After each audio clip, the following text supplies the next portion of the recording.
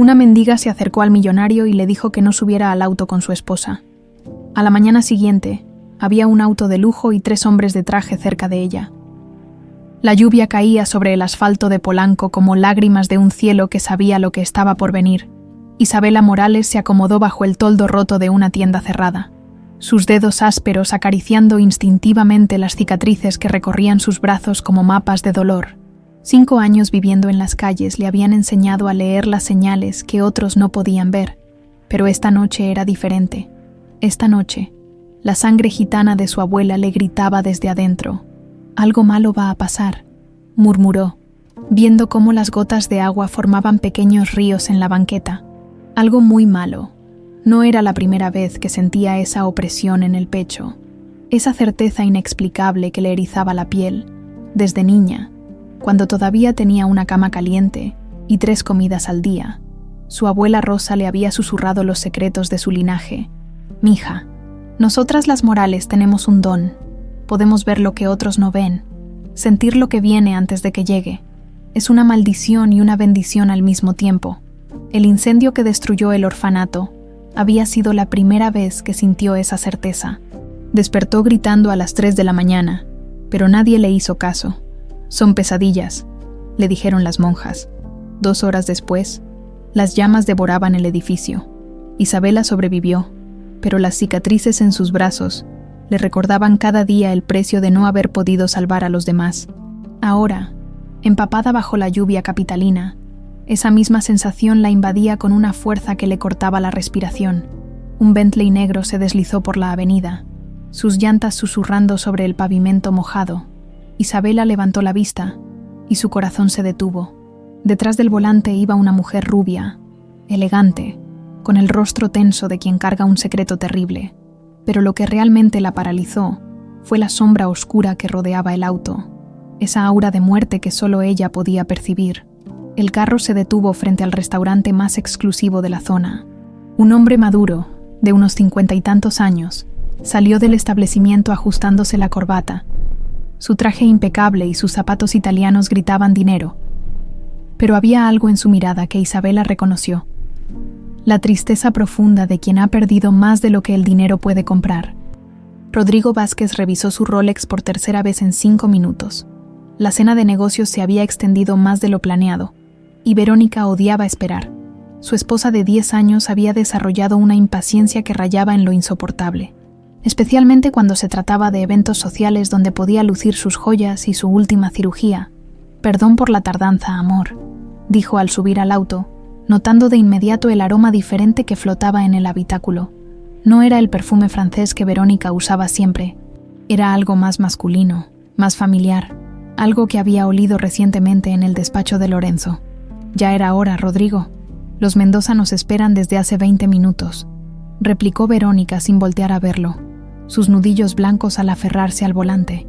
«Sabes cómo odio llegar tarde a estas cosas». Había algo extraño en su voz, una tensión que Rodrigo no logró identificar.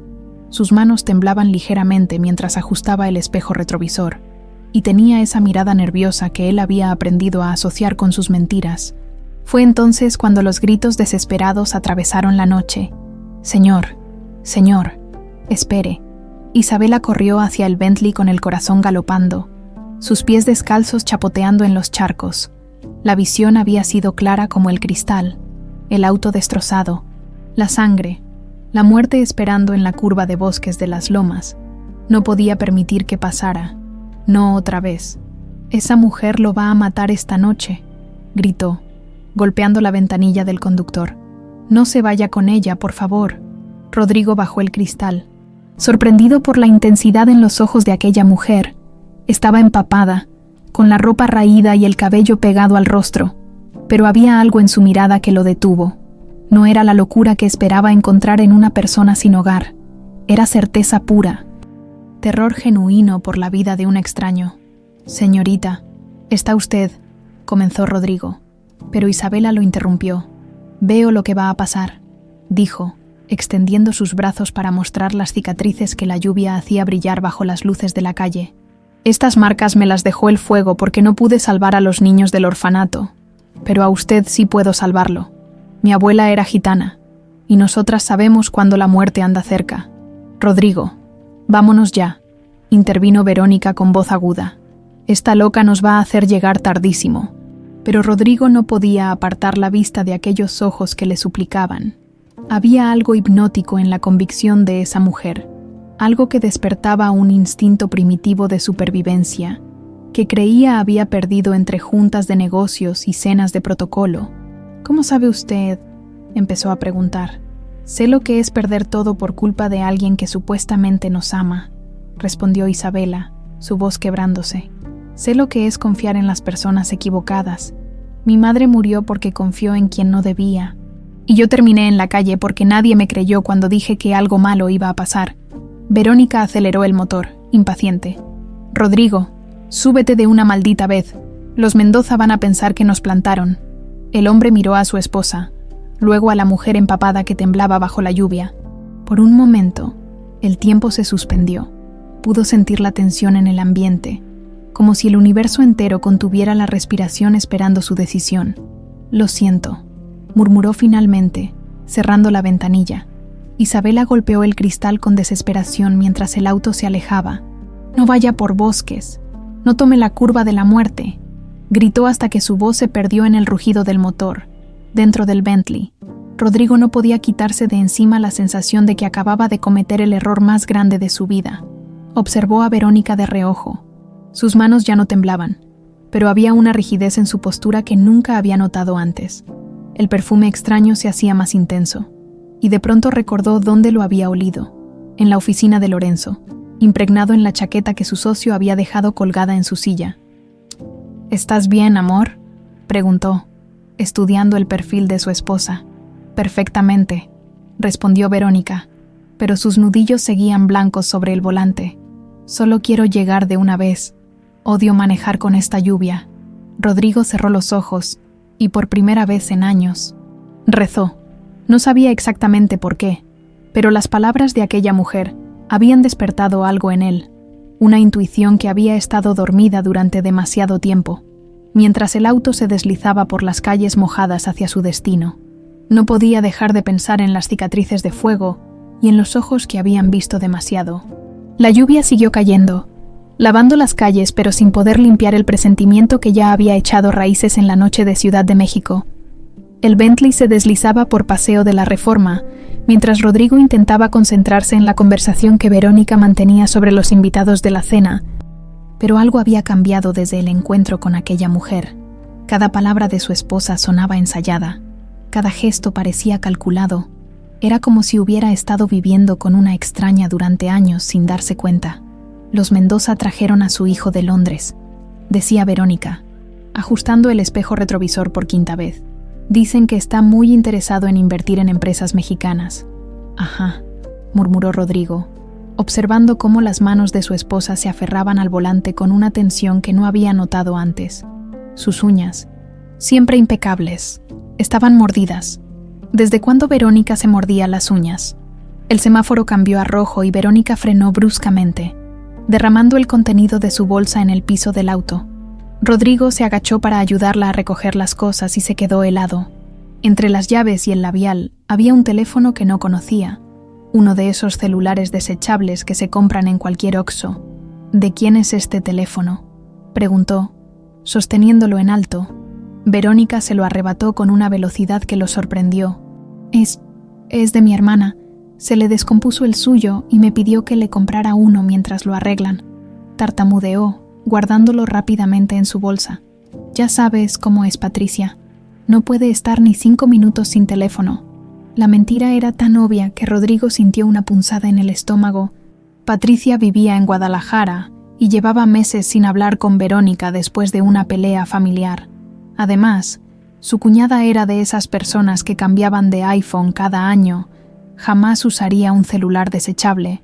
Verónica, ya se puso verde, lo interrumpió ella, acelerando con más fuerza de la necesaria. Rodrigo estudió el perfil de su esposa bajo las luces intermitentes de la ciudad. Llevaban 10 años casados, pero esta noche se veía como una completa desconocida. El maquillaje estaba aplicado con demasiada precisión, como si hubiera querido ocultar algo, y ese perfume definitivamente era el mismo que Lorenzo usaba. una colonia francesa carísima que había olido docenas de veces en las juntas de la empresa. ¿Te pusiste perfume nuevo?, preguntó, tratando de sonar casual. No, respondió demasiado rápido. Es el de siempre. Otra mentira. Rodrigo conocía el aroma de su esposa mejor que el suyo propio. Chanel No. 5, el mismo que usaba desde que se conocieron. Lo que olía ahora era Crida Ventus, la colonia de $300 que Lorenzo se echaba religiosamente cada mañana. El auto tomó la curva hacia Bosques de las Lomas, y Rodrigo sintió que el aire se espesaba. Las palabras de la mujer empapada resonaron en su mente. No vaya por Bosques, no tome la curva de la muerte. Un escalofrío le recorrió la espalda. ¿Por qué vamos por este camino?, preguntó. Es más largo que por Polanco. Hay menos tráfico, respondió Verónica, pero su voz sonaba extraña, como si estuviera conteniendo la respiración. Rodrigo miró el velocímetro. Iban a 80 km/h en una zona de 60. Las curvas de Bosques eran traicioneras cuando llovía. Todo el mundo lo sabía. Verónica, que normalmente manejaba como si llevara huevos en el asiento trasero, ahora parecía tener prisa por llegar a algún lugar. Amor, vas muy rápido, le dijo, tratando de mantener la calma. Estamos tardísimos, Rodrigo. Odio ser la comidilla de estas viejas chismosas, pero había algo más que prisa en su actitud. Sus ojos revisaban constantemente los espejos, como si esperara ver algo específico, o a alguien. El teléfono desechable vibró dentro de la bolsa de Verónica. Ella lo ignoró, pero Rodrigo notó cómo se tensó aún más. Vibró una segunda vez, luego una tercera. Alguien estaba desesperado por comunicarse con ella. No vas a contestar. Es Patricia. Ya le hablaré después. Mentira número 4 o 5. Rodrigo había perdido la cuenta. Llegaron a la famosa curva, esa que los chilangos llamaban la curva de la muerte. Por la cantidad de accidentes que había cobrado a lo largo de los años, Verónica no redujo la velocidad. Si acaso, parecía acelerar. «Verónica, frena», gritó Rodrigo cuando vio que se acercaban peligrosamente al borde. Fue entonces cuando se dio cuenta de la verdad más aterradora. Su esposa estaba presionando el freno, pero el auto no respondía. Sus ojos se llenaron de pánico mientras trataba desesperadamente de controlar el vehículo. «No frenan. Los frenos no funcionan», gritó, luchando con el volante. El mundo se volvió lento y rápido al mismo tiempo. Rodrigo vio el terror genuino en los ojos de Verónica y entendió que ella también era víctima de este plan macabro, fuera quien fuera el responsable. Había calculado mal un detalle. No esperaba que Verónica manejara esa noche. El Bentley se salió de la curva a 90 km/h. Rodrigo alcanzó a ver las luces de la ciudad dando vueltas como un caleidoscopio antes de que todo se volviera negro. El sonido de las sirenas perforó la noche. Rodrigo abrió los ojos entre el humo y el cristal roto, sintiendo un dolor punzante en las costillas. El auto había dado 3 vueltas antes de estrellarse contra un árbol. El airbag le había salvado la vida, pero tenía una herida en la frente que goteaba sangre sobre sus ojos. «Verónica», murmuró, girando la cabeza hacia el asiento del conductor. Su esposa colgaba inmóvil del cinturón de seguridad, su cuello en un ángulo que no dejaba lugar a dudas. Los paramédicos que llegaron primero confirmaron lo que Rodrigo ya sabía. Verónica había muerto en el impacto, mientras lo sacaban del auto en una camilla. Rodrigo no podía dejar de pensar en la ironía cruel del destino. Quien había planeado su muerte había terminado siendo víctima de su propio plan. El teléfono desechable había salido disparado de la bolsa de Verónica y yacía a unos metros del auto, brillando bajo las luces de las ambulancias. «Señor Vázquez, soy el detective García», dijo un hombre de mediana edad que se acercó a la camilla. «Necesito hacerle algunas preguntas sobre lo que pasó». «Los frenos», susurró Rodrigo. «Alguien saboteó los frenos». El detective intercambió una mirada significativa con su compañero. «¿Por qué dice eso, señor?» «Porque una mujer me lo advirtió. Una mujer en la calle me dijo que Verónica iba a matarme esta noche, mientras la ambulancia se alejaba hacia el hospital ABC». Rodrigo cerró los ojos y vio de nuevo el rostro empapado de aquella mujer, sus cicatrices brillando bajo la lluvia, sus ojos llenos de una certeza que ahora entendía completamente. Ella había visto la muerte acechando, pero el destino había decidido llevarse a la persona equivocada. O tal vez, pensó mientras las luces de la ciudad se difuminaban, No había sido la persona equivocada después de todo. La sala de emergencias del Hospital ABC bullía con la actividad típica de una noche lluviosa en Ciudad de México. Rodrigo yacía en una camilla, conectado a monitores que registraban cada latido de su corazón acelerado. Las costillas fracturadas le punzaban con cada respiración, pero el dolor físico no se comparaba con la confusión que nublaba su mente. El detective García se acomodó en la silla junto a la cama. Su libreta abierta y un café humeante en la mano. Era un hombre experimentado, de esos que habían visto de todo en las calles capitalinas, pero algo en este caso le resultaba familiar de una manera inquietante. «Señor Vázquez, necesito que me cuente exactamente qué pasó antes del accidente», dijo García, su voz pausada pero firme. Mencionó que una mujer lo advirtió sobre su esposa. Rodrigo cerró los ojos, reviviendo la escena bajo la lluvia. Cada detalle seguía grabado en su memoria con una claridad dolorosa. Era una mujer sin hogar. Tenía cicatrices en los brazos. «Me dijo que Verónica iba a matarme esta noche», relató, su voz apenas un susurro. «Al principio pensé que estaba loca, pero ahora qué. Detective, tengo que confesarle algo». Rodrigo respiró profundo, ignorando el dolor en las costillas. «Desde hace 3 meses he estado investigando a mi esposa». García levantó una ceja, interesado. «¿Investigando? ¿Por qué razón?» Rodrigo se incorporó ligeramente en la cama, necesitando sentirse más en control de la situación. Pequeñas cosas que al principio parecían insignificantes. Llamadas a deshoras que colgaba cuando yo entraba. Facturas de restaurantes donde supuestamente había ido con sus amigas, pero cuando preguntaba detalles, sus historias no cuadraban. Y últimamente, había algo diferente en ella. El detective tomó notas mientras Rodrigo continuaba. «Hace 2 meses contraté a un investigador privado, un tipo discreto que se especializa en casos de infidelidad. Se llama Marco Salinas. ¿Y qué encontró?» Rodrigo suspiró, recordando el día que recibió el primer reporte de Salinas. Había estado en su oficina, revisando los números trimestrales, cuando el investigador llegó con un sobre Manila que cambiaría todo. «Verónica tenía una relación con mi socio, Lorenzo Herrera», dijo finalmente. «El hombre con quien construí mi empresa desde cero hace 15 años. Mi mejor amigo, o eso creía». García dejó de escribir y miró directamente a Rodrigo. «¿Desde cuándo?» «Según las evidencias, al menos 8 meses. Salinas tiene fotos, registros de hoteles, llamadas telefónicas. Pero hay algo más». Rodrigo buscó en el cajón de la mesita de noche donde habían guardado sus pertenencias personales. Sacó su teléfono y buscó un número. «Detective, necesito que llame a Marco Salinas. Él tiene información que podría explicar por qué alguien quería matarme esta noche». Mientras García marcaba el número, Rodrigo cerró los ojos y se transportó a 3 días atrás. Cuando recibió la llamada que lo cambió todo, flashback era martes por la tarde, y Rodrigo revisaba contratos en su oficina cuando sonó su teléfono privado. «Señor Vázquez, soy Salinas. Necesito verlo urgentemente. ¿Encontró algo más? ¿Algo que va mucho más allá de una simple infidelidad? Puede reunirse conmigo en 1 hora». Se habían encontrado en un café discreto de la Roma Norte. Salinas, un hombre delgado de 50 años con mirada de halcón, puso un sobre grueso sobre la mesa. «Señor Vázquez, lo que voy a mostrarle va a cambiar su vida», dijo.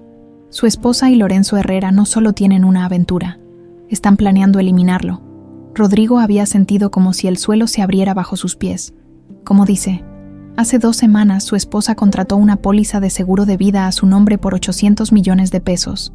Usted aparece como el asegurado, pero ella es la única beneficiaria. Salinas deslizó los documentos a través de la mesa. La firma de Rodrigo había sido falsificada con una precisión escalofriante. ¿Cómo es posible? Yo nunca firmé esto. Su esposa tiene acceso a todos sus documentos personales. No le habría sido difícil practicar su firma, pero hay más. El investigador puso una grabadora pequeña sobre la mesa. Logré infiltrar a uno de mis contactos como mesero en el restaurante donde se reúnen. Esto es de hace 3 días. La voz de Verónica sonaba clara a través del aparato. «Ya está todo listo, Lorenzo. El mecánico hizo el trabajo esta mañana. Los frenos fallarán en la curva de Bosques. Tiene que parecer un accidente». La voz de Lorenzo respondía. «¿Estás segura de que funcionará? No podemos permitirnos errores». He calculado todo. Rodrigo siempre toma esa ruta los viernes cuando vamos a cenar con los Mendoza. El auto se saldrá de la curva y parecerá que perdió el control por la lluvia. Fin del flashback. Señor Vázquez. La voz del detective lo trajo de vuelta al presente. El investigador viene en camino. Rodrigo asintió, sintiendo un peso enorme en el pecho. No solo había perdido a su esposa esa noche, había descubierto que la mujer con quien compartía cama era una extraña capaz de planear su muerte con frialdad. «Detective, necesita saber algo más», dijo. Verónica no sabía que yo había descubierto su plan.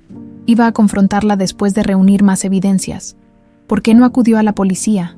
Porque Lorenzo es muy poderoso. Tiene contactos en todos lados. Necesitaba evidencias irrefutables antes de moverme. La puerta se abrió y entró Marco Salinas, cargando un maletín de cuero negro. Era un hombre que pasaba desapercibido en cualquier multitud. Exactamente lo que se necesitaba en su profesión. Señor Vázquez, gracias a Dios está vivo, dijo acercándose a la cama. Cuando me enteré del accidente, Marco, este es el detective García, cuéntele todo lo que sabe. Salinas abrió su maletín y sacó un expediente grueso. Detective, llevo 3 meses documentando una conspiración para asesinar al señor Vázquez. Su esposa, Verónica Castillo, y Lorenzo Herrera han estado planeando eliminarlo para quedarse con su empresa y el dinero del seguro. García examinó las fotografías, grabaciones y documentos que Salinas había recopilado meticulosamente. ¿Cómo sabotearon el auto? Contrataron a un mecánico llamado Raúl Mendoza. Tengo grabaciones de las conversaciones donde discuten los detalles técnicos. Los frenos fueron diseñados para fallar específicamente en la curva de Bosques de las Lomas. El detective estudió una fotografía donde se veía a Verónica entregando un sobre a un hombre de overol. Lo que no calcularon, continuó Salinas, era que Verónica manejaría esa noche. Según su plan, el señor Vázquez debía ir al volante. Irónico, murmuró García. La planificadora terminó siendo víctima de su propio plan. Rodrigo miró por la ventana hacia las luces de la ciudad. En algún lugar ahí afuera estaba la mujer que le había salvado la vida. La persona que había visto la muerte acechando cuando nadie más pudo. Necesitaba encontrarla, agradecerle, entender cómo había sabido lo que ni él mismo sospechaba completamente.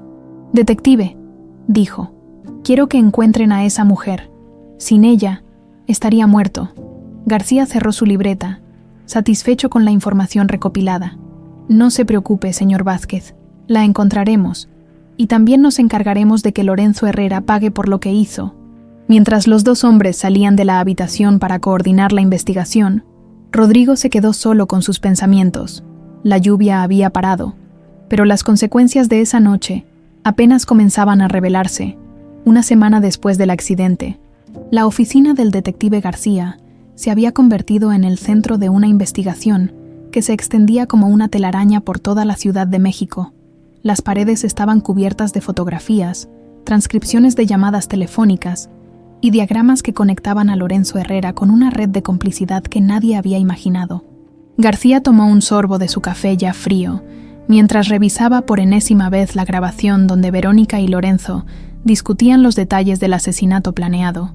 Cada vez que la escuchaba, descubría nuevos matices que revelaban la frialdad con que habían calculado cada detalle. El mecánico dice que los frenos fallarán exactamente en el kilómetro 12 de Bosques, decía la voz de Verónica.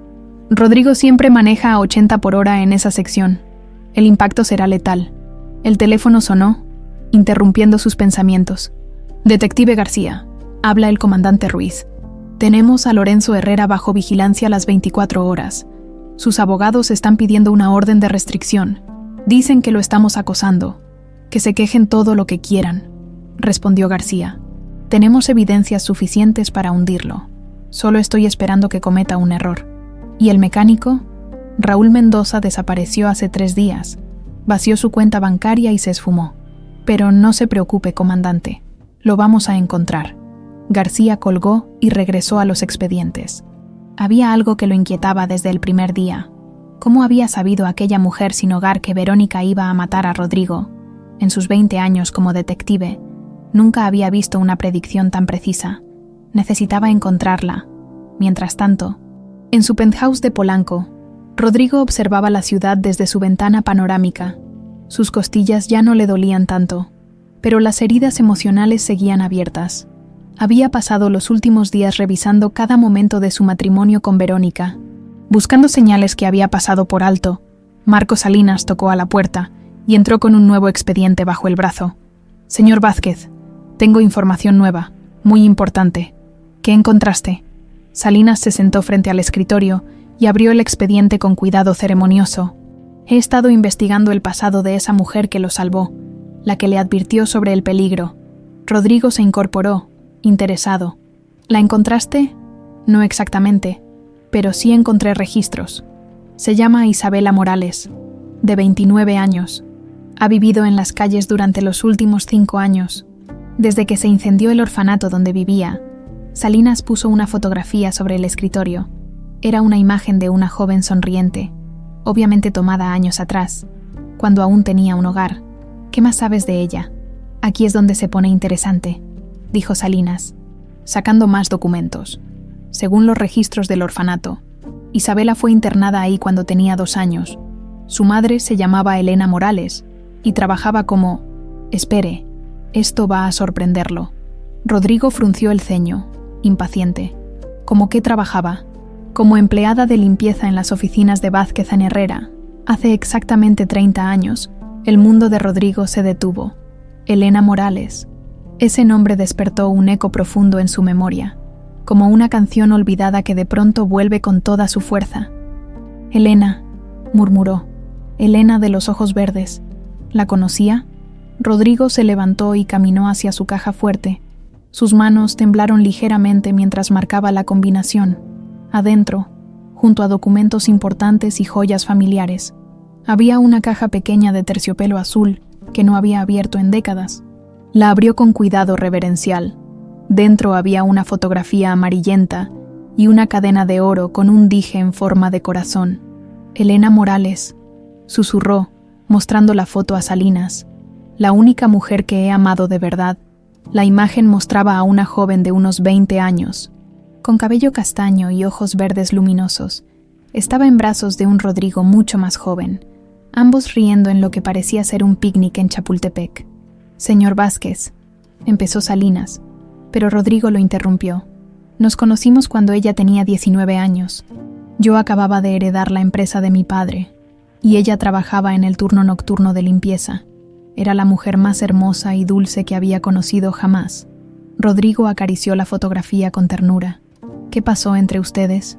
«Mi familia se opuso desde el principio. Elena era de clase trabajadora, sin educación universitaria. Mis padres amenazaron con desheredarme si me casaba con ella». «¿Y usted qué hizo?» Rodrigo cerró los ojos, reviviendo el dolor de una decisión que había lamentado durante 30 años. «Fui un cobarde. Le propuse que esperara, que siguiéramos viéndonos en secreto hasta que pudiera convencer a mi familia. Pero Elena tenía dignidad. Me dijo que no iba a ser la amante oculta de nadie». «¿Cuándo fue la última vez que la vio?» «Un viernes por la noche. Hace exactamente 30 años. Me dijo que había conseguido otro trabajo y que se iba de la ciudad. Le rogué que se quedara, pero ya había tomado su decisión». Salinas comparó las fechas en sus documentos. Según los registros del orfanato, Elena murió en el incendio que destruyó el edificio 5 años atrás. Había ido a visitar a su hija cuando ocurrió la tragedia. Su hija.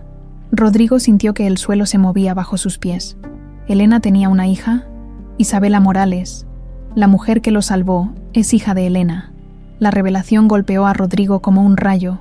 La mujer que había presagiado su muerte, que había arriesgado su credibilidad para salvar a un extraño, era hija de la única mujer que había amado de verdad. ¿Cuántos años tiene Isabela? 29. Rodrigo hizo cálculos rápidos en su mente. Si Elena se fue 30 años atrás y su hija tenía 29. «Marco, necesito que investigues algo más. Quiero saber exactamente cuándo nació Isabela y si hay alguna posibilidad de que...». No pudo terminar la frase, pero Salinas entendió perfectamente. «¿Quiere que investigue si usted podría ser el padre?» «Sí, y quiero que la encuentres. Necesito hablar con ella».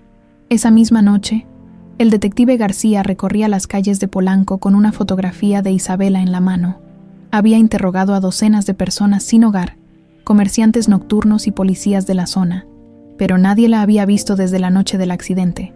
Era casi medianoche cuando finalmente encontró a una mujer mayor que vendía quesadillas en una esquina.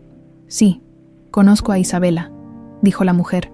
«Pobrecita, tiene un don especial, pero la gente piensa que está loca». «¿Un don? Ve cosas que van a pasar. Su abuela era gitana y dicen que le heredó el poder, pero desde lo que pasó con ese señor rico, anda muy nerviosa. ¿Sabe dónde puedo encontrarla?». La mujer señaló hacia el sur.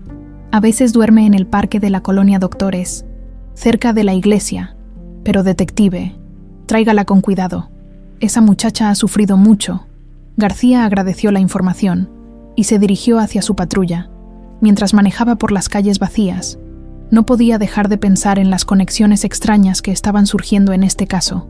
Verónica y Lorenzo habían planeado el crimen perfecto, pero no habían contado con la intervención de una mujer que podía ver el futuro, y ahora resultaba que esa mujer tenía una conexión del pasado con la víctima que iba mucho más allá de una coincidencia. En algún lugar de la ciudad, Isabela Morales dormitaba bajo un puente, sin saber que su vida estaba a punto de cambiar para siempre. Marco Salinas se presentó en el penthouse de Rodrigo a las 8 de la mañana, con un sobre manila que cargaba como si fuera dinamita. Sus 20 años como investigador privado le habían enseñado a reconocer cuando un caso trascendía lo ordinario, pero lo que había descubierto en las últimas 48 horas desafiaba toda lógica.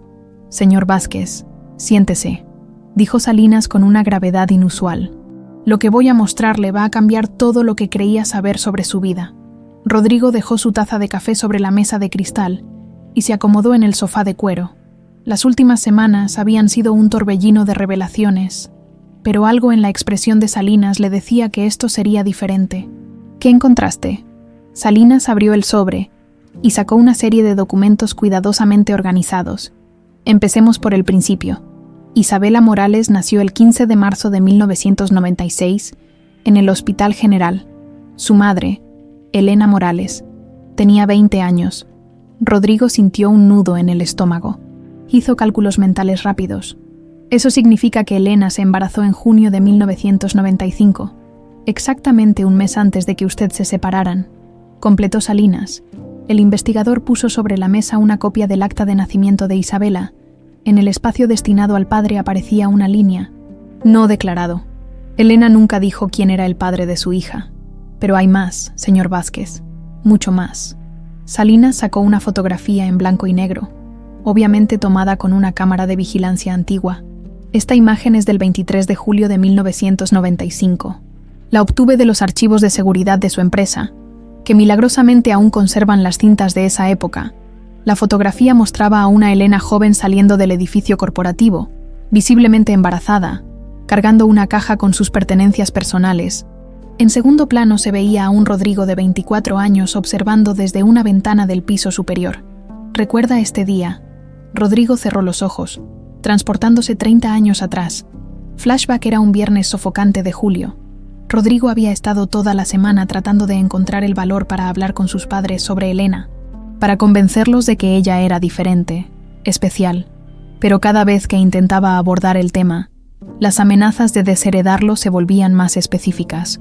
Esa tarde, bajó a buscar a Elena a la planta baja, donde ella terminaba su turno de limpieza, pero cuando llegó, la encontró empacando sus cosas en una caja de cartón. «Elena, ¿qué haces?». Ella no levantó la vista. Sus movimientos eran mecánicos, como si hubiera ensayado esta escena 1000 veces en su mente. «Me voy, Rodrigo. Conseguí trabajo en una casa de Coyoacán. Mejor pagado. ¿Por qué no me dijiste nada? Podemos hablar con mis padres, encontrar una solución». Elena finalmente lo miró. Sus ojos verdes, normalmente llenos de luz, parecían apagados. «Tu madre vino a verme ayer». Rodrigo sintió que el suelo se abría bajo sus pies. «Mi madre me ofreció dinero para alejarme de ti, mucho dinero, y me explicó muy claramente que nunca sería aceptada en su familia. Elena, no le hagas caso. Podemos irnos juntos, empezar de nuevo en otra ciudad». Ella cerró la caja y la cargó contra su pecho. Por primera vez, Rodrigo notó que había algo diferente en su figura, una redondez sutil que no había estado ahí antes. «¿Estás?», comenzó a preguntar, pero Elena lo interrumpió.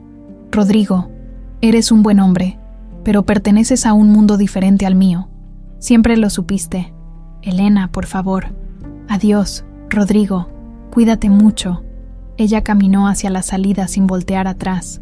Rodrigo se quedó paralizado, viendo cómo el amor de su vida desaparecía para siempre.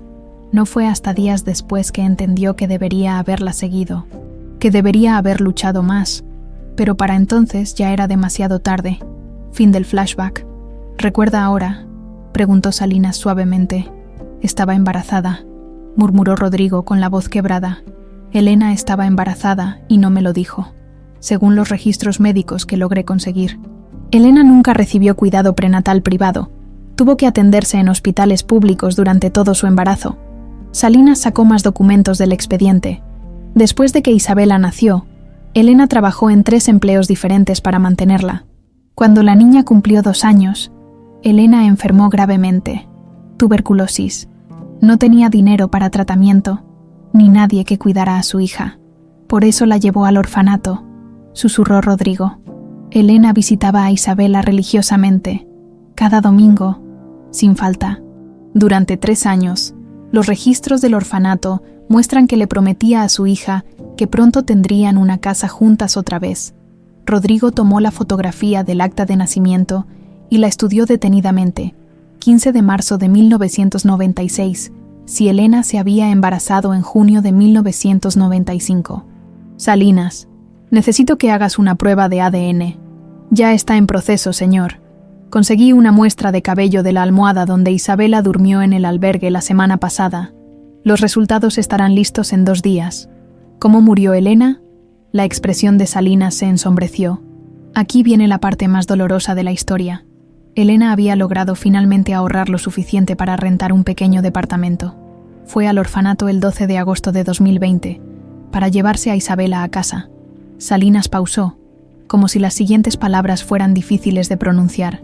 El incendio comenzó esa misma noche. Elena y Isabela estaban durmiendo en el dormitorio del 3er piso cuando las llamas alcanzaron esa sección del edificio. ¿Cómo sobrevivió Isabela?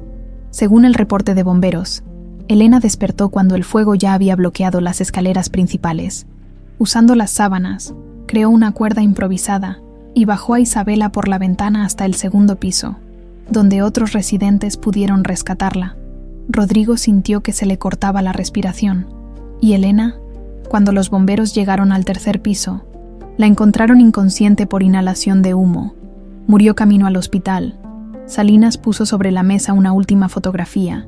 Elena en una cama de hospital, conectada a respiradores artificiales, con una Isabela de 24 años llorando a su lado. Esta es la última foto de Elena con vida. Isabela se quedó con ella hasta el final. ¿Qué pasó después? Isabela no tenía familia conocida. Los pocos ahorros de Elena se fueron en gastos funerarios, sin educación formal y traumatizada por la pérdida de su madre. Terminó en las calles. Rodrigo se levantó y caminó hacia la ventana, observando la ciudad que se extendía ante él. En algún lugar ahí abajo estaba la mujer que podría ser su hija, viviendo en condiciones que él no podía ni imaginar. Salinas, quiero que pongas todos los recursos disponibles para encontrarla. Contrata a quien sea necesario. Ya tengo a 5 investigadores rastreando sus movimientos. La encontraremos, señor Vázquez. ¿Qué más averiguaste sobre sus habilidades? Según testimonios de personas que la conocen en la calle, Isabela comenzó a tener premoniciones después de la muerte de su madre, en Tesomina. Pequeñas cosas al principio. Sabía cuándo iba a llover. Podía sentir cuando alguien estaba en peligro. Como su abuela. Exacto. Elena le había contado a Isabela que su abuela paterna era gitana y tenía el don de la clarividencia. Aparentemente, el trauma del incendio despertó esas habilidades en Isabela. Rodrigo regresó al sofá y tomó la fotografía de Elena en sus brazos. Si Elena hubiera sabido quién era yo realmente, si hubiera sabido que tenía dinero para ayudarla. Ella sí sabía, señor Vázquez, dijo Salinas suavemente. Encontré esto entre sus pertenencias personales. El investigador sacó una carta amarillenta, obviamente leída muchas veces a lo largo de los años. La letra era de Elena, dirigida a una Isabela que aún no sabía leer. Mi querida hija, algún día entenderás por qué no le dije a tu padre sobre ti. Él es un buen hombre, pero vive en un mundo donde nosotras no encajamos. Espero que algún día el destino los una, porque tienes su corazón y su fortaleza. La madrugada del martes, Rodrigo no había podido dormir. Llevaba 3 días esperando los resultados de la prueba de ADN. 3 días reviviendo cada momento de su relación con Elena, imaginando cómo habría sido su vida si hubiera sabido la verdad. El penthouse se sentía más grande y vacío que nunca, como si las paredes hubieran absorbido 30 años de soledad. Su teléfono vibró a las 6:47 am. Era Marcos Salinas. Señor Vázquez, tengo los resultados. Rodrigo cerró los ojos, preparándose para escuchar palabras que cambiarían su mundo para siempre. Dime, es su hija, señor. Con un 99,97% de certeza. Isabela Morales es su hija. El silencio se extendió por varios segundos. Rodrigo sintió como si hubiera estado conteniendo la respiración durante 30 años y finalmente pudiera exhalar. ¿Dónde está?, preguntó con voz temblorosa. Tengo noticias buenas y malas. La buena es que la encontramos. La mala es que está en el Hospital General. Intentó ayudar a una mujer que estaba siendo asaltada anoche y resultó herida. Rodrigo ya estaba buscando sus llaves antes de que Salinas terminara de hablar. ¿Qué tan grave? Nada que ponga en riesgo su vida, una contusión en la cabeza y algunas laceraciones. Pero, señor Vázquez, hay algo más que necesita saber antes de verla. ¿Qué cosa? Los doctores dicen que está en estado de shock emocional. Sigue teniendo visiones, pero ahora son más intensas. Ve cosas del pasado mezcladas con el presente. Está confundida. Rodrigo salió de su penthouse mientras hablaba. Voy para allá. Reúnete conmigo en el hospital. El Hospital General olía a desinfectante y desesperanza. Rodrigo había estado ahí pocas veces en su vida, siempre como visitante de algún empleado accidentado. Nunca imaginó que vendría a conocer a su hija. Salinas lo esperaba en el pasillo del 3er piso, con un médico joven de bata blanca. Doctor Moreno, él es Rodrigo Vázquez, presentó Salinas. Señor Vázquez, soy el psiquiatra a cargo de Isabela. ¿Es usted familiar? Soy... Rodrigo dudó por un momento. Soy su padre. El doctor lo estudió con curiosidad profesional. Su padre. No aparece en nuestros registros ningún familiar. Isabela ha estado sola desde que llegó. Es una larga historia, doctor. Solo necesito verla. Antes de que entre, debe entender su condición. Isabela sufre de lo que llamamos estrés postraumático complejo. Las visiones que experimenta son una manifestación de su psique, tratando de procesar años de trauma acumulado. ¿Qué tipo de visiones? Ve escenas del pasado como si fueran el presente. Menciona constantemente a una mujer llamada Elena. Habla de incendios, de hombres en trajes caros. A veces confunde tiempos y lugares. Rodrigo intercambió una mirada significativa con Salinas. Doctor, ¿puedo verla ahora? Habitación 314. Pero por favor, no la presione. Su mente está muy frágil en este momento. Rodrigo caminó por el pasillo sintiendo que cada paso lo llevaba hacia un destino que había estado esperándolo durante 3 décadas. Se detuvo frente a la puerta 314 y respiró profundo, antes de tocar suavemente. Adelante, respondió una voz débil desde adentro. Rodrigo empujó la puerta y se quedó paralizado. Ahí, sentada en la cama del hospital con una venda en la frente, estaba la versión joven de Elena. Los mismos ojos verdes, el mismo cabello castaño, la misma estructura delicada del rostro que había amado durante su juventud. Isabela lo miró sin reconocerlo al principio, pero después sus ojos se llenaron de confusión. Usted es el señor del Bentley, murmuró. El que no me hizo caso. Sí, soy Rodrigo Vázquez. Vine a agradecerte por salvarme la vida. Isabela se incorporó ligeramente en la cama, estudiando su rostro. No entiendo. ¿Por qué está aquí? Ya pasó el peligro, ¿verdad? Su esposa ya no puede lastimarlo. Verónica murió en el accidente, Isabela. Pero tengo que hablarte de algo muy importante. ¿Conoce mi nombre? Rodrigo se acercó a la silla junto a la cama y se sentó cuidadosamente. Isabela, ¿alguna vez tu mamá te habló de tu papá? Los ojos de la joven se llenaron de lágrimas instantáneamente. Mi mamá murió en el fuego. Ella siempre me decía que mi papá era un buen hombre, pero que vivía en un mundo diferente al nuestro. ¿Te dijo cómo se llamaba? No, nunca me dijo su nombre, solo que algún día el destino nos uniría Rodrigo sacó lentamente la fotografía que había cargado en su billetera durante 30 años. Elena en sus brazos en Chapultepec, ambos sonriendo bajo el sol de un domingo perfecto. ¿Reconoces a esta mujer? Isabela tomó la fotografía con manos temblorosas. Sus ojos se llenaron de asombro y dolor. Es mi mamá, pero está muy joven. ¿Cómo tiene usted esta foto? Porque yo soy el hombre que está con ella. Yo soy tu padre, Isabela. El silencio que siguió fue tan profundo que se podían escuchar los monitores cardíacos del pasillo. Isabela miró alternadamente la fotografía y el rostro de Rodrigo, como si tratara de resolver un rompecabezas imposible. No, no puede ser, susurró. Mi papá, usted es rico, importante. Yo soy nadie. Eres mi hija. Acabo de confirmarlo con pruebas de ADN. Isabela se abrazó las rodillas, como una niña asustada. ¿Por qué nunca viniste a buscarme? ¿Por qué dejaste que mamá muriera en ese lugar horrible? Las palabras fueron como puñales en el corazón de Rodrigo. Porque no sabía que existías. Tu mamá nunca me dijo que estaba embarazada. Se fue sin decirme nada. ¿Por qué se fue? Rodrigo cerró los ojos, reviviendo la conversación más dolorosa de su vida. Porque fui un cobarde. Porque no tuve el valor de enfrentarme a mi familia, de luchar por ella como se merecía. Isabela se quedó en silencio durante largos minutos, procesando información que reescribía toda su historia personal. ¿Sabía que yo existía? Tu mamá sabía quién era tu padre. Encontré una carta que te escribió donde explicaba por qué nunca me dijo la verdad. Rodrigo sacó la carta amarillenta que Salinas había encontrado entre las pertenencias de Elena. ¿Puedes leer? Un poco. Las monjas del orfanato me enseñaron lo básico. Isabela tomó la carta con reverencia y leyó lentamente las palabras de su madre. Con cada línea, las lágrimas caían más abundantemente. Ella me protegió de usted, murmuró finalmente. Pensó que era mejor que creciera sin conocer a mi papá que sufrir el rechazo de su familia. Elena siempre fue más sabia que yo. ¿Cómo me encontró? Después del accidente, contraté investigadores para buscarte. Necesitaba agradecerte por salvarme, pero cuando comenzamos a investigar tu pasado, descubrimos la conexión con tu madre. Isabela miró nuevamente la fotografía, tocando suavemente el rostro de Elena. Mamá siempre decía que tenía sus mismos ojos, pero que mi carácter era de mi papá. ¿Qué más te decía sobre mí? Que eras fuerte pero sensible, que amabas profundamente pero tenías miedo de lastimar a la gente, y que algún día, cuando el destino lo decidiera, nos íbamos a encontrar.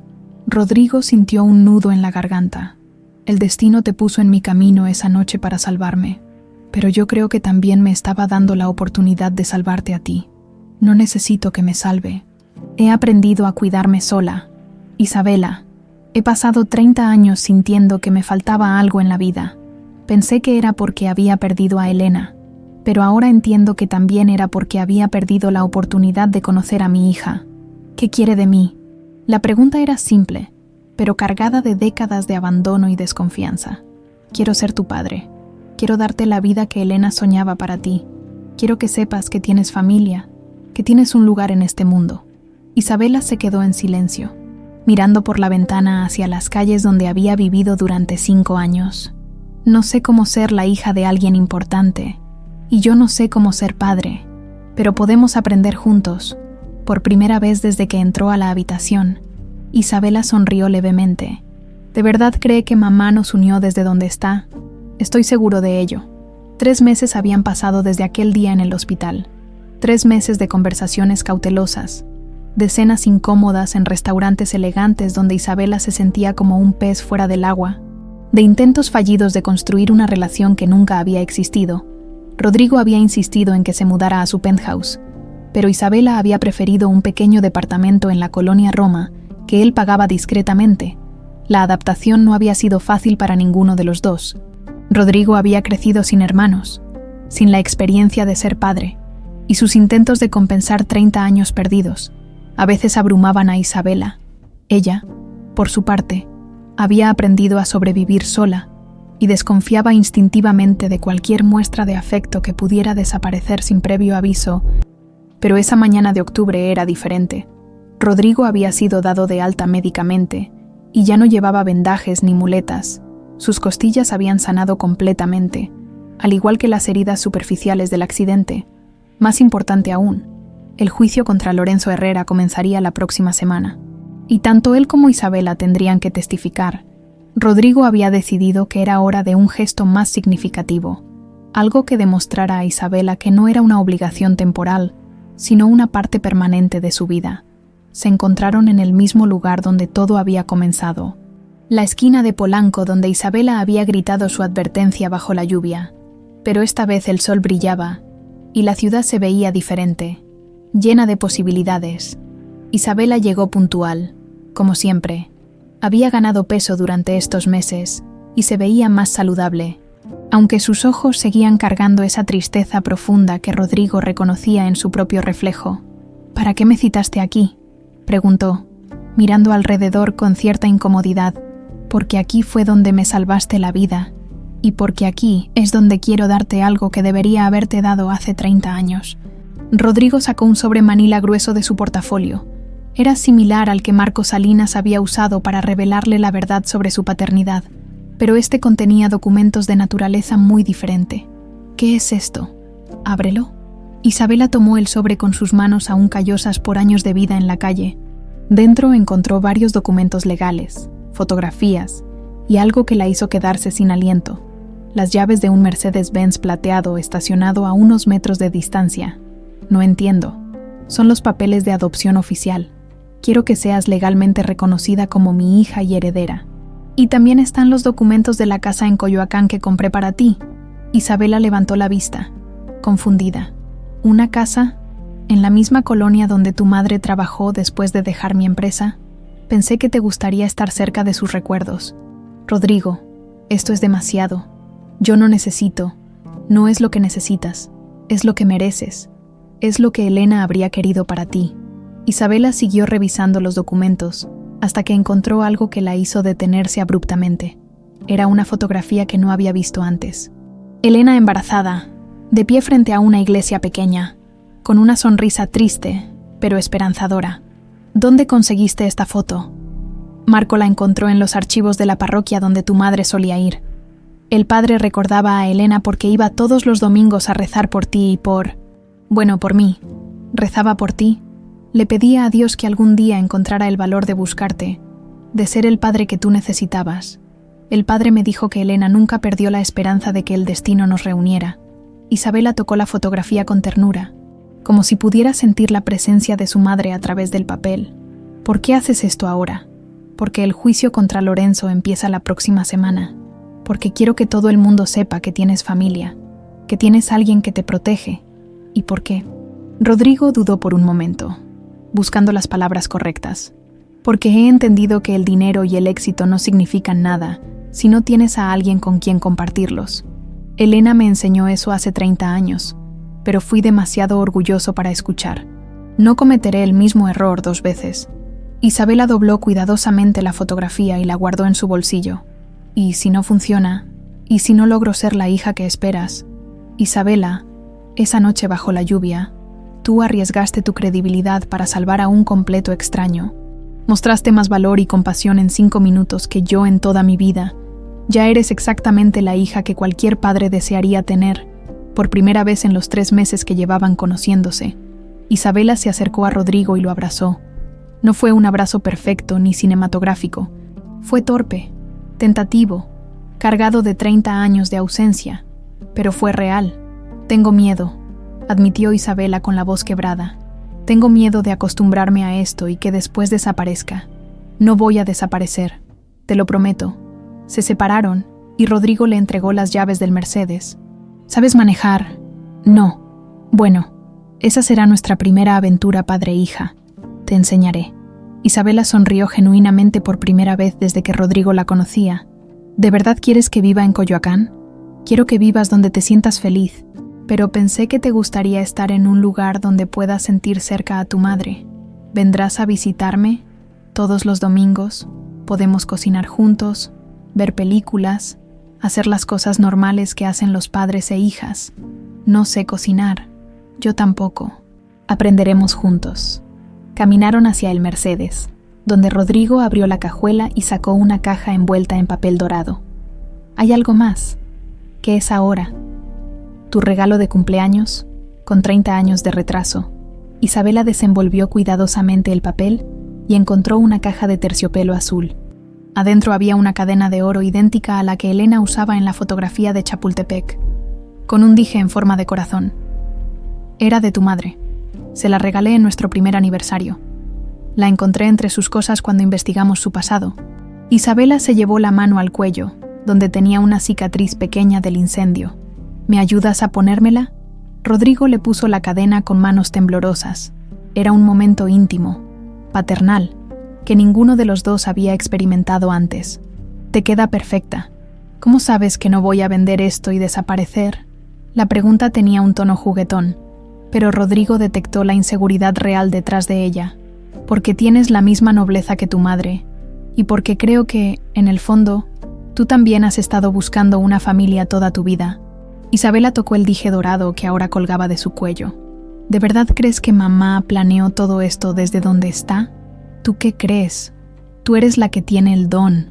Isabela cerró los ojos por un momento, como si estuviera escuchando una voz que solo ella podía oír. Siento su presencia a veces, especialmente cuando estoy contigo. Es como si estuviera sonriendo. ¿Está sonriendo ahora? Sí, y está llorando también. Creo que está feliz de que finalmente nos hayamos encontrado. Rodrigo miró hacia el cielo despejado de octubre.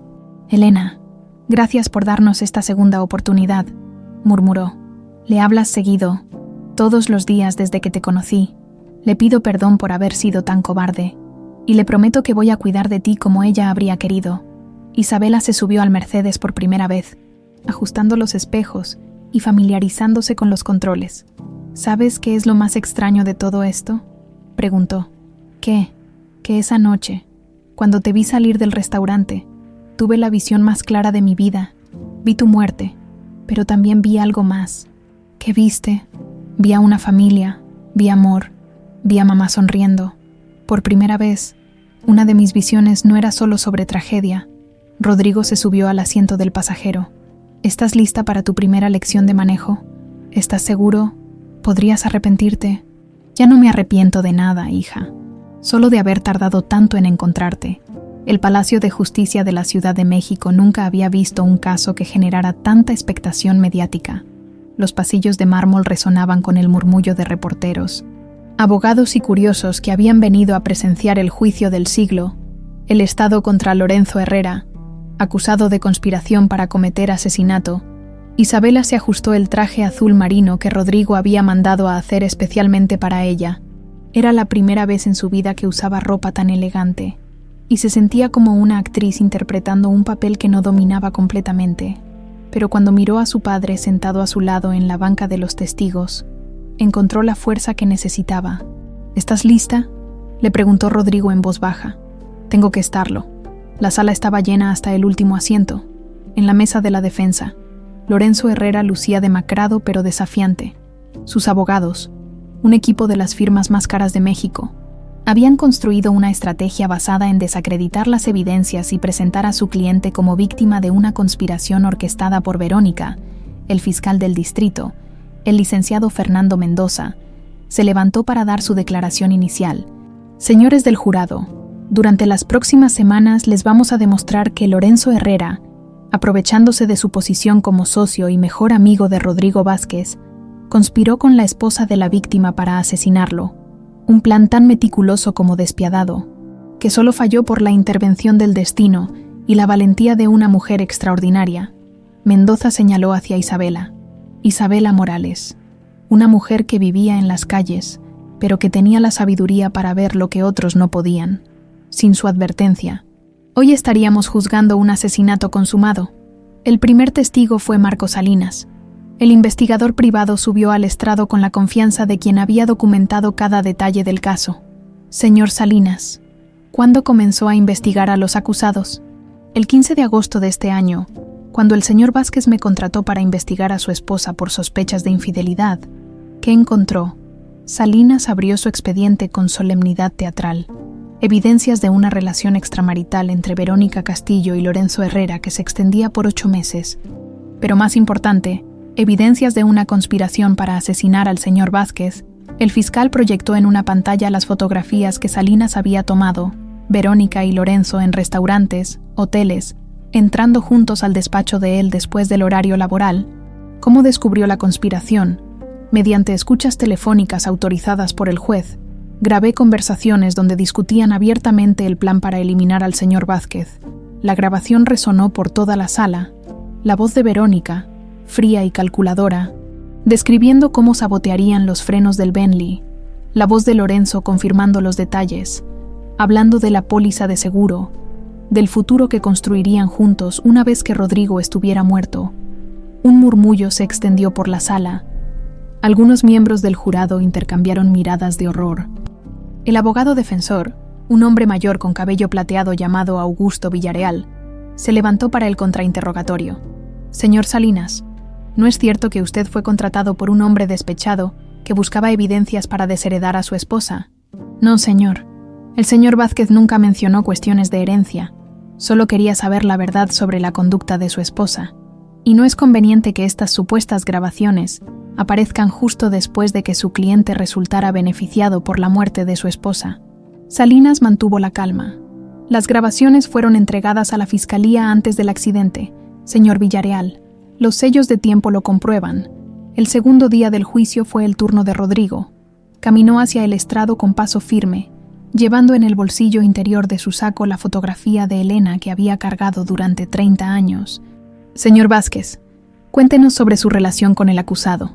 Lorenzo era mi socio desde hace 15 años, pero más que eso, era mi mejor amigo, el padrino de mi boda con Verónica, el hombre en quien más confiaba en el mundo. ¿Cuándo comenzó a sospechar de él? Rodrigo miró directamente a Lorenzo, que evitó su mirada. Pequeños detalles que al principio parecían insignificantes. Lorenzo conocía detalles íntimos de mi matrimonio, que solo Verónica podía haberle contado. Usaba un perfume más caro de lo habitual. Tenía llaves de mi oficina que yo no recordaba haberle dado. ¿Confrontó a su esposa sobre sus sospechas? No. Decidí investigar primero, reunir evidencias. Pensé que tal vez estaba siendo paranoico. El fiscal mostró documentos de la póliza de seguro fraudulenta. Reconoce esta firma. Es una falsificación muy buena de mi firma, pero yo nunca contraté esa póliza. ¿Quién tenía acceso a documentos con su firma auténtica? Verónica y Lorenzo. Ambos habían firmado contratos y documentos legales en mi nombre antes. Con mi autorización, durante el contrainterrogatorio, Villarreal trató de pintar a Rodrigo como un esposo controlador y paranoico, pero la evidencia física era abrumadora. El tercer día llegó el momento que todos esperaban. El testimonio de Isabela. Caminó hacia el estrado con la cadena de Elena brillando en su cuello. Las cámaras la siguieron, y por primera vez en su vida, Isabela sintió que tenía algo importante que decir. Señorita Morales, ¿puede decirnos qué sucedió la noche del 23 de octubre? Isabela respiró profundo y comenzó a relatar la historia. Su voz era clara y firme, sin rastro de la timidez que había mostrado en el hospital. Vi al señor Vázquez salir del restaurante. En ese momento, tuve una visión muy clara. Veía su muerte en un accidente automovilístico. Vi sangre, metal retorcido, y una mujer rubia que había planeado todo. ¿Había visto antes al señor Vázquez? Nunca, pero mi abuela era gitana, y yo heredé su don para ver cosas que van a pasar. Villarreal se levantó. Objeción, su señoría. El testimonio sobre supuestos poderes psíquicos no es evidencia admisible. Denegada, respondió el juez. El testimonio se refiere a los hechos que la testigo presenció, no a sus supuestas causas sobrenaturales. Isabela continuó describiendo cómo había tratado de advertir a Rodrigo, cómo había visto el nerviosismo de Verónica, cómo había gritado que no tomaran la curva de Bosques. ¿Por qué decidió advertir a un extraño? Porque sé lo que es perder a alguien que amas por culpa de otros. Mi madre murió en un incendio que pudo haberse evitado. No podía quedarme callada viendo que iba a pasar otra tragedia. El momento más dramático llegó cuando el fiscal reprodujo la grabación del teléfono de emergencias. 911. ¿Cuál es su emergencia? Hubo un accidente en la curva de Bosques. Un Bentley negro, por favor. Manden ambulancias. ¿Cómo se llama usted? Señora, Isabela Morales. Yo les advertí que esto iba a pasar. El contrainterrogatorio de Villarreal fue brutal. Trató de desacreditar a Isabela, sugiriendo que era una drogadicta, una oportunista que había inventado la historia para obtener dinero de Rodrigo. Pero Isabela mantuvo su compostura. Señor abogado, yo vivía en las calles. pero nunca he usado drogas, y cuando advertí al señor Vázquez sobre el peligro, no sabía quién era ni cuánto dinero tenía. ¿No es conveniente que después resulte ser su padre? La prueba de ADN habla por sí sola, y francamente, hubiera preferido conocer a mi padre en circunstancias más felices. El juicio duró 2 semanas más. Desfilaron por el estrado el mecánico Raúl Mendoza, arrestado finalmente en Tijuana, quien confesó haber saboteado los frenos a cambio de 50,000 pesos. Testificaron colegas de Lorenzo que habían notado cambios en su comportamiento, empleados del hotel donde se reunía con Verónica, expertos en balística que confirmaron que el accidente había sido causado por sabotaje. La evidencia era abrumadora: las grabaciones, las fotografías, los testimonios, los documentos financieros. Todo apuntaba a una conspiración meticulosamente planeada. El día del veredicto, la sala estaba en silencio absoluto. El presidente del jurado se levantó. En el caso del Estado contra Lorenzo Herrera, por el cargo de conspiración para cometer asesinato en primer grado, encontramos al acusado, culpable. Un suspiro colectivo llenó la sala. Lorenzo se desplomó en su silla mientras sus abogados lo consolaban. El juez dictó la sentencia: cadena perpetua sin posibilidad de libertad condicional, más la confiscación de todos sus bienes para compensar los daños. Cuando salieron del palacio, Rodrigo abrazó a Isabela bajo el sol de mediodía. Se hizo justicia, dijo. Para Lorenzo, sí, pero Verónica ya pagó el precio máximo por su traición. ¿Crees que ella se arrepintió en sus últimos momentos? Creo que se dio cuenta de que había subestimado el poder del destino y el precio de traicionar al amor.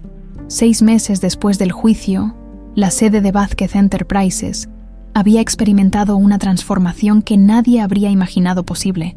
Los pasillos, que antes resonaban únicamente con el sonido de tacones caros y conversaciones sobre ganancias, ahora se llenaban regularmente con voces de trabajadores sociales, coordinadores de albergues y beneficiarios de los nuevos programas de asistencia social que la empresa había implementado. Isabela caminaba por esos mismos pasillos llevando una carpeta llena de propuestas para el proyecto que más le emocionaba: Esperanza Nueva, un programa integral para personas en situación de calle que incluía capacitación laboral, atención médica y, más importante, un sistema de detección temprana para personas con traumas no tratados. Buenos días, señorita Vázquez, la saludó Carmen, la nueva recepcionista, una mujer de 40 años que había sido beneficiaria del primer programa de reinserción laboral. Buenos días, Carmen. ¿Cómo van las clases de computación? Excelente. Ya puedo usar Excel sin ayuda. Mi hija no puede creer que su mamá esté aprendiendo tecnología. Isabela sonrió. Estas pequeñas victorias la llenaban de una satisfacción que nunca había experimentado durante sus años en la calle.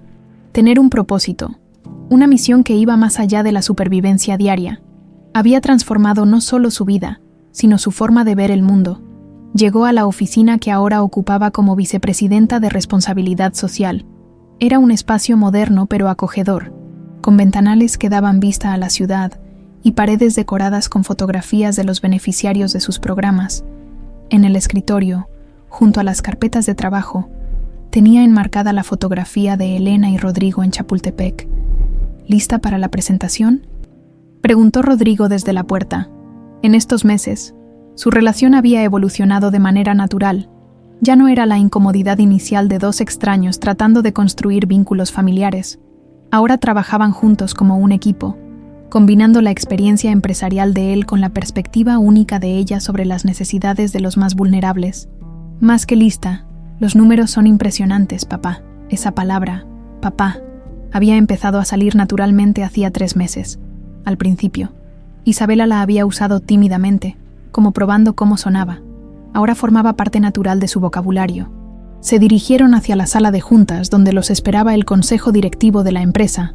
Rodrigo había reestructurado completamente la compañía después del juicio, eliminando a todos los asociados que habían mostrado lealtad a Lorenzo y trayendo sangre nueva con valores alineados a la nueva visión de la empresa. Señores, como saben, hace 1 año nuestra empresa estuvo al borde del escándalo por las acciones de uno de nuestros socios, comenzó Rodrigo. Decidimos que en lugar de simplemente sobrevivir a la crisis, la usaríamos como oportunidad para redefinir quiénes somos y qué representamos. Isabela se levantó, y activó la presentación en PowerPoint que había preparado meticulosamente. En los últimos 6 meses, nuestros programas de responsabilidad social han beneficiado directamente a 847 personas en situación de vulnerabilidad. Comenzó. Su voz clara y profesional. Hemos logrado que 312 personas consigan empleo estable, 89 hayan completado programas educativos y 156 hayan recibido atención médica especializada. Los números aparecían en la pantalla acompañados de fotografías reales. María, la vendedora de quesadillas que ahora administraba una pequeña cafetería. Jorge, el veterano de guerra que había encontrado trabajo como guardia de seguridad. Lupita, la madre soltera que había terminado la secundaria a los 35 años. Pero lo que más me enorgullece, continuó Isabela, es nuestro programa piloto para detectar y tratar traumas no procesados en personas que viven en la calle. Roberto Castillo, el director financiero, levantó la mano. Isabela, los resultados son admirables. Pero, ¿cómo se sostiene esto económicamente? Excelente pregunta, Roberto. Hemos descubierto algo fascinante. Invertir en capital humano no solo es éticamente correcto, es económicamente inteligente. Isabela cambió a la siguiente diapositiva, que mostraba gráficos de productividad y costos. Los empleados que contratamos a través de nuestros programas tienen índices de lealtad 40% más altos que el promedio de la industria. Su productividad aumenta mes a mes porque valoran genuinamente la oportunidad, y los costos de capacitación se recuperan en menos de 8 meses. Además, añadió Rodrigo, nuestra reputación corporativa ha mejorado dramáticamente. Hemos conseguido 3 contratos nuevos importantes, específicamente porque los clientes quieren trabajar con una empresa que demuestra responsabilidad social real. La reunión continuó durante 2 horas.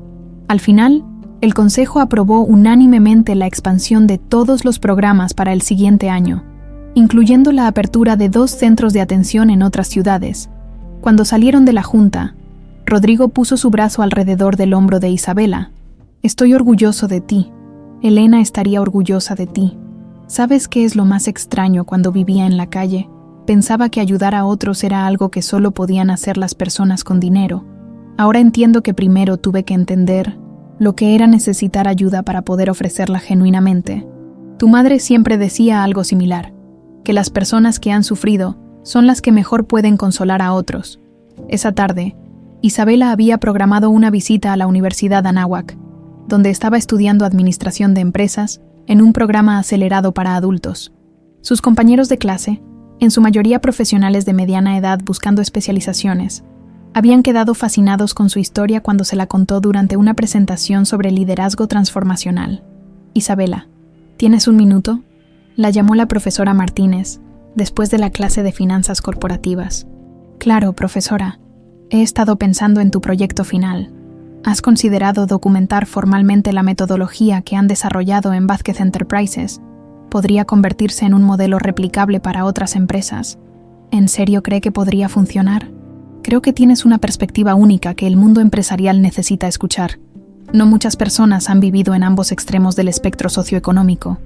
Esa noche, Isabela cenó con Rodrigo en el restaurante del Hotel Four Seasons. Era parte de su ritual semanal. Todas las noches de miércoles cenaban juntos, sin hablar de trabajo, solo como padre e hija recuperando el tiempo perdido. ¿Cómo te sientes con todo esto?, preguntó Rodrigo mientras cortaba su salmón. ¿No te resulta abrumador a veces? A veces sí. Hay momentos en que me levanto en mi casa de Coyoacán y no puedo creer que sea real, que tengo una cama propia, comida en el refrigerador, un trabajo que me llena de propósito. ¿Y los sueños? ¿Sigues teniendo visiones? Han cambiado. Antes solo veía tragedias, cosas terribles que iban a pasar. Ahora también veo cosas buenas. Veo graduaciones, matrimonios, nacimientos. Es como si mi don se hubiera equilibrado junto con mi vida. ¿Ves algo sobre nosotros? ¿Sobre nuestro futuro? Isabela sonrió misteriosamente. Veo una empresa que va a cambiar la forma en que México trata a sus ciudadanos más vulnerables. Veo un padre e hija trabajando juntos para honrar la memoria de una mujer extraordinaria. Y veo... ¿Qué más ves? Veo a mamá sonriendo. Siempre veo a mamá sonriendo cuando estamos juntos. Rodrigo alzó su copa de vino. Por Elena. Por darnos una segunda oportunidad. Por Elena. brindó Isabela, y por las segundas oportunidades que ahora podemos darles a otros. Mientras brindaban, ninguno de los dos notó la mujer mayor que los observaba desde una mesa cercana, con lágrimas en los ojos. Era Rosa Morales, la hermana de Elena, que había leído sobre la historia en los periódicos y había venido desde Guadalajara solo para ver con sus propios ojos cómo su sobrina había encontrado finalmente su lugar en el mundo. Pero esa es una historia para otro día. Un año había pasado desde el juicio. Era un domingo soleado de noviembre, de esos días perfectos en los que Ciudad de México se viste de oro y permite que sus habitantes respiren profundo, sin preocuparse por la contaminación. Isabela despertó temprano en su casa de Coyoacán, una construcción colonial restaurada que había llegado a amar profundamente. Cada rincón de esa casa le recordaba que había encontrado su lugar en el mundo. Se vistió con un vestido azul sencillo pero elegante, el mismo color que Elena usaba en la fotografía de Chapultepec. Era intencional. Hoy era un día especial, un día que había estado planeando durante semanas. Se colgó la cadena de oro que había pertenecido a su madre y tomó un ramo de rosas blancas que había comprado la tarde anterior. Rodrigo llegó puntual a las 9 de la mañana, como todos los domingos desde hacía un año, pero esta vez no venía para su ritual semanal de desayunar juntos y ponerse al día con sus vidas.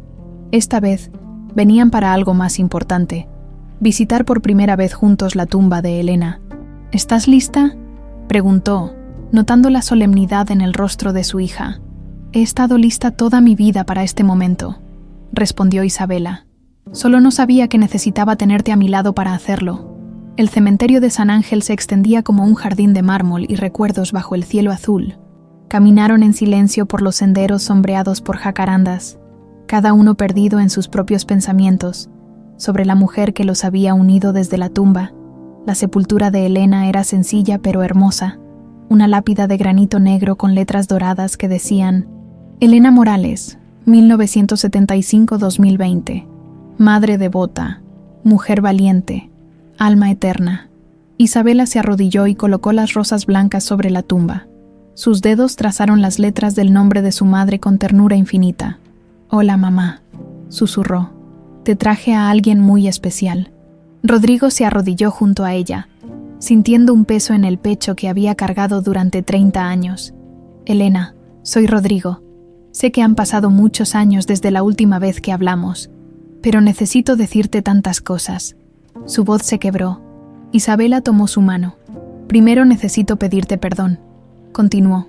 Perdón por haber sido tan cobarde. Perdón por no haber luchado por ti como te merecías. Perdón por no haber estado ahí cuando más me necesitabas.